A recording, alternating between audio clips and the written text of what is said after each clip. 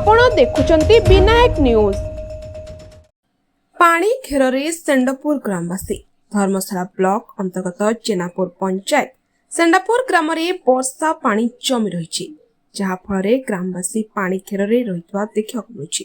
वर्षा पानी निष्कासन कौन व्यवस्था नथिबारु एभली परिस्थिति सृष्टि होइथवार लक्ष्य कर लोकों घर चारिपटे पानी जमी रोथवारु घर बाहरिबा कष्टकर होई पड़ुछि।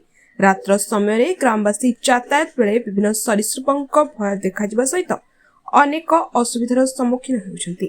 सेपरि हिंगुळा मंदिर अंगनवाड़ी गृह मध्य पानी घेरे रही पर कोमलमती शिशु माने पाठ पढ़िबा यातायात रे बहु असुविधा हेउछि। गृहपालित प्राणी मध्य असुविधा भोगुछन्ति। दीर्घ दिन धरी एही समस्या लागि रहितले मध्य समाधान दिगरे कोनोसी पदक्षेप निया जाय नाही, जाहाको नै असंतोष बढ़िबारे लागिछि। एबे वर्षा दिन होइतवारो असहाय वर्षारे 1 ରୁ 2 फुट वर्षा पानी जमी रहुछि।